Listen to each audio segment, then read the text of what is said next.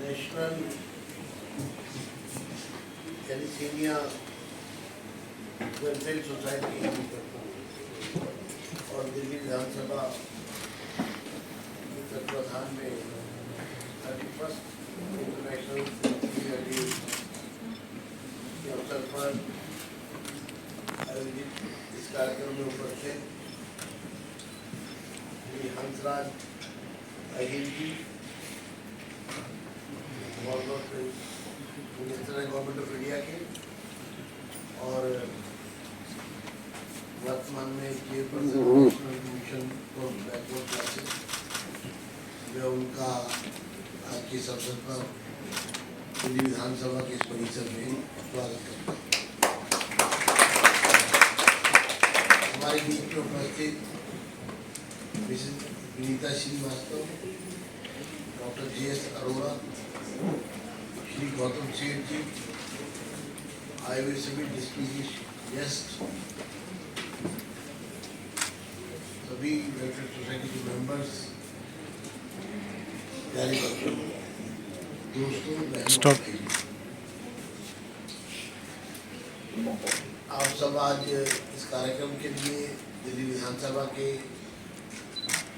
परिसर में आए, इस कार्यक्रम का हिस्सा बने, उसके लिए मैं आपका आभारी हूँ। आज का दिन बहुत महत्वपूर्ण है, क्योंकि जब हम थैलेसीमिया की बात करते हैं तो अवेयरनेस, उसके लिए मैं समझा हूँ वो मेन टूल है। और जो हमारी ये सोसाइटी है, वेलफेयर सोसाइटी, ये लगातार पिछले कई दशकों से इस काम में जुटी है और थैलेसीमिया के इरेडिकेशन में कहूँगा मैं अपना योगदान दे। यहाँ पर बहुत सारे विषय आए हैं। डॉक्टर JS अरोड़ा जी ने काफ़ी कुछ बताया, विनीता जी ने काफ़ी कुछ बताया और इसके लिए उन्होंने भी कई प्रयास किए। थैलेसीमिया एक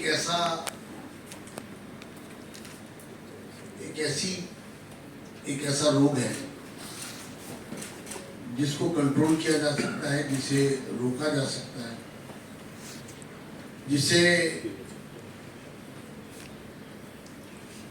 जिसके होने के कारण हमको पता है,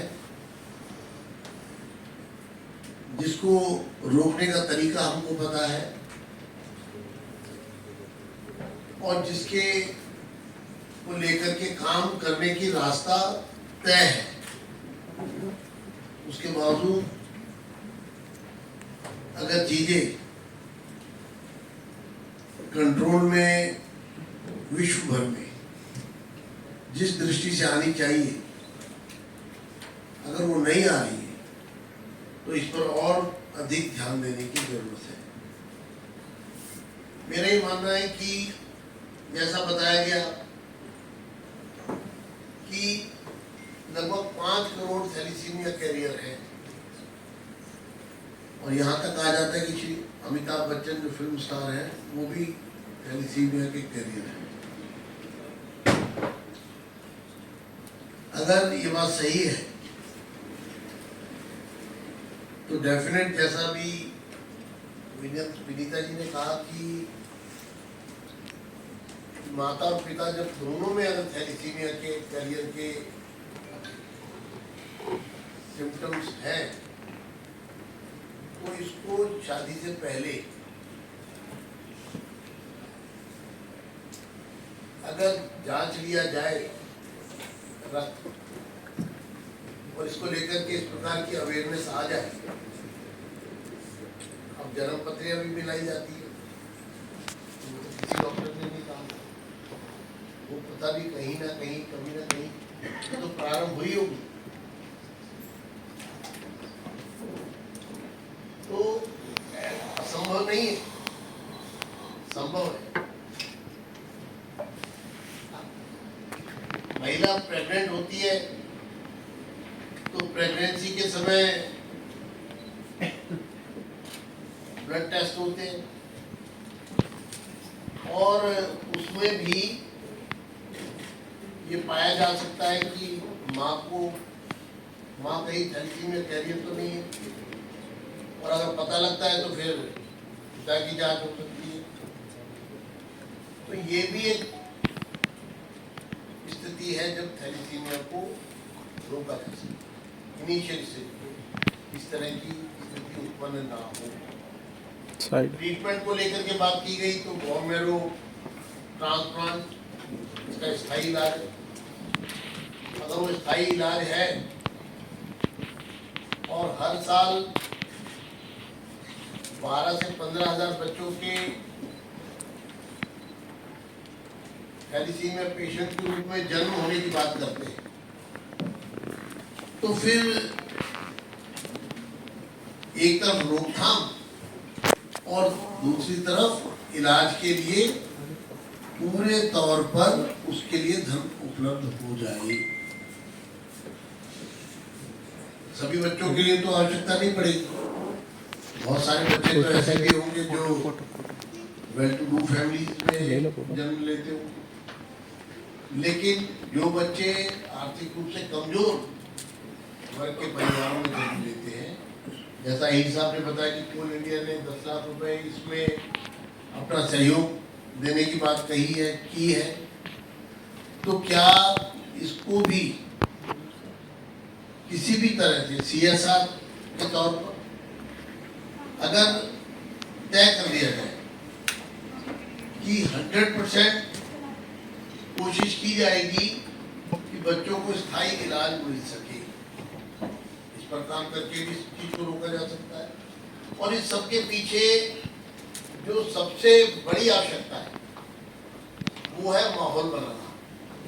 कोई काम तभी संभव होता है जब हम उसके लिए माहौल बनाते हैं, उस पर बातचीत होती है, उसकी इम्पोर्टेंस को समझा जाता है, और जब इम्पोर्टेंस की बात आती है उसके लिए वायुमंडल तैयार हो जाता है, तो फिर बड़ी से बड़ी समस्या भी हल की ओर अग्रसर होती है।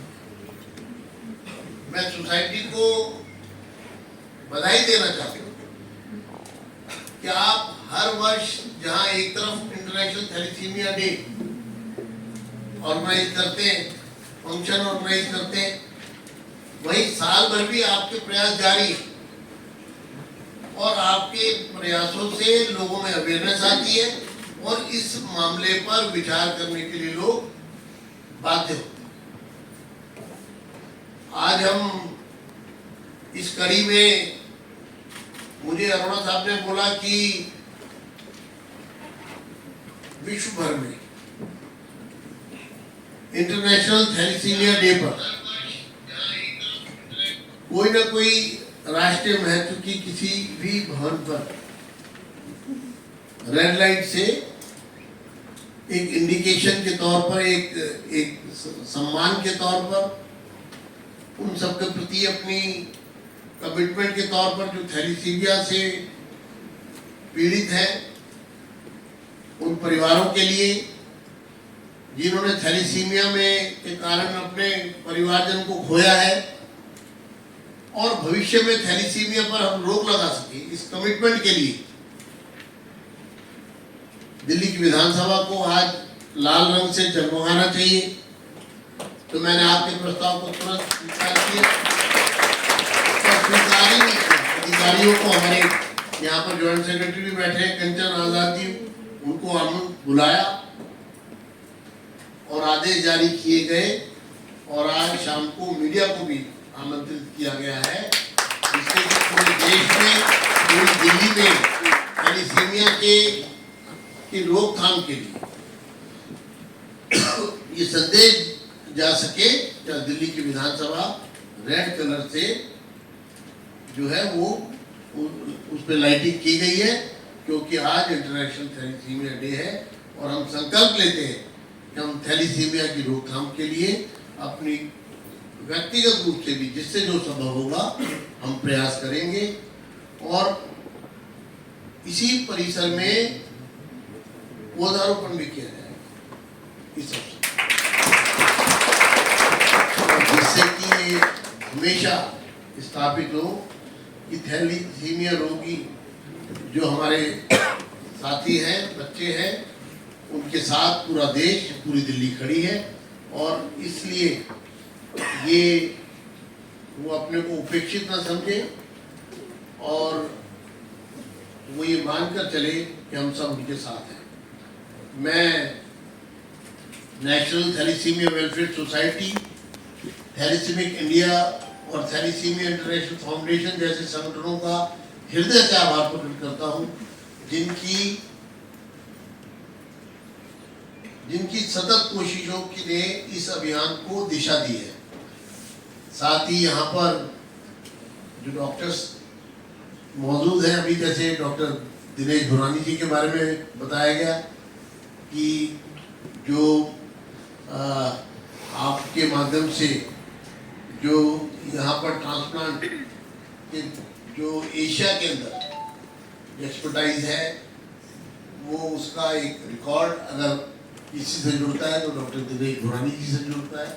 उनकी उपस्थिति से भी हमारा कार्यक्रम और उसकी गरिमा बढ़ी है, उसके लिए भी। और सभी आए हुए हमारे प्रोफेशनल्स और डॉक्टर्स जिनके कारण इस कार्यक्रम की शोभा बढ़ी है, मैं उनका भी बहुत बहुत आभारी हूँ। मैं साथ ही रक्तदाताओं का जो इस नोबल कॉज में अपनी सेवाएं देते हैं, चिकित्सा कर्मचारियों को भी नमन करता हूँ। मैं मानता हूँ ये सच्चे नायक हैं जिनकी सेवा से हजारों जिंदगियां रोशन होती हैं। थैलीसीमिया योद्धाओं एवं उनके परिवारजनों, आप सबकी हिम्मत, सहनशीलता और प्रेम हम सबके लिए प्रेरणा है। आप अकेले नहीं हैं, हर संभव सहायता के लिए दिल्ली सरकार आपके साथ खड़ी है। दिल्ली सरकार की ओर से जब से नई सरकार आई है, इस विषय पर पूरा ध्यान दिया गया। डॉक्टर हर्षवर्धन के प्रयासों की भी यहाँ पर चर्चा की गई और प्रधानमंत्री श्री नरेंद्र मोदी जी के प्रयासों की भी। देश में मोदी जी की सरकार बनने के बाद इस पर लगातार काम हुआ है। मैं आप सबको इस बात के लिए ये कहना चाहता हूं कि यह दिन एक स्मरण ही नहीं बल्कि एक संकल्प बने, सहयोग, संवेदना और समर्पण का। आज शाम जब दिल्ली विधानसभा लाल रोशनी से प्रकाशवान होगी तो मैं आप सबसे अनुरोध करूंगा आप उस समय जरूर उपस्थित रहें।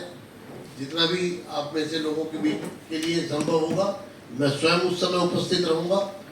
और यह सिर्फ जागरूकता का संकेत नहीं होगा बल्कि हमारी प्रतिबद्धता, हमारी तत्परता और हमारी साझा मानवता का भी वो भी प्रकाशवान करेगा।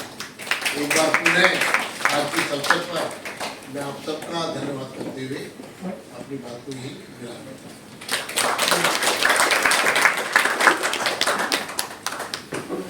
Thank you so much sir, हमारे लिए अपना कीमती समय निकालने के लिए और हमारा साथ देने के लिए।